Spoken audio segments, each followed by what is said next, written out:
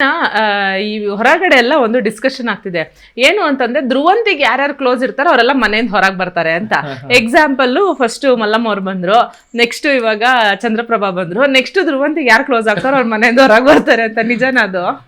ಆ ಥರದ್ದು ಏನು ಇಲ್ಲ ಅಂತ ಅನ್ಕೋತೀನಿ. ಆ ಥರ ಏನೂ ಇಲ್ಲ ಮೇಡಮ್.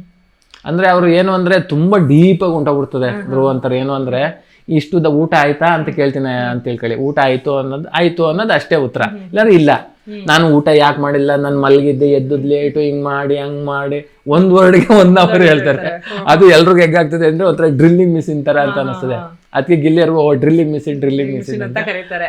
ಓಕೆ, ಧ್ರುವಂತ್ ಅವರು ಯಾಕೆ ರಕ್ಷಿತನ ಅಷ್ಟೊಂದು ಟಾರ್ಗೆಟ್ ಮಾಡ್ತಾ ಇದ್ದಾರೆ ಅಂತ ಅಂದ್ರೆ ಪ್ರತಿಯೊಂದಕ್ಕೂ ಎಲ್ಲರ ಹತ್ರನೂ ಕೂತ್ಕೊಂಡು ಹೇಳ್ತಿರ್ತಾರೆ, ಇಲ್ಲ ರಕ್ಷಿತಾ ಫೇಕು, ಅವಳಿರೋದೆಲ್ಲ ಫೇಕು, ಸುಮ್ನೆ ನಾಟಕ ಮಾಡ್ತಾ ಇದ್ದಾಳೆ ಅವಳು ಅಂತ. ಪದೇ ಪದೇ ಯಾಕೆ ಆ ಮಾತನ್ನ ಬಳಸ್ತಾ ಇದಾರೆ ಅವರು ಅಂತ ಅದು ಗೊತ್ತಿಲ್ಲ. ಯಾಕೆಂದ್ರೆ ತುಂಬಾ ಅವರು ಆತ್ಮೀಯವಾಗಿದ್ದಾರೆ. ನಾವು ಅವ್ರದ್ದೊಂದು ಕುಟುಂಬ ಅಂತಾನೆ ಅನ್ಕೋಬಿಟ್ಟಿದ್ವು. ಯಾಕಂದ್ರೆ ಮಲ್ಲವ ಆಗ್ಬೋದು, ರಕ್ಷಿತಾ ಆಗ್ಬೋದು, ಧ್ರುವಂತವ್ರು ತುಂಬಾ ಚೆನ್ನಾಗಿದ್ದಾರೆ. ಅಮ್ಮ ತಂಗಿ ಎಲ್ಲರೂ ಇದ್ದಾರೆ ಅಂತ.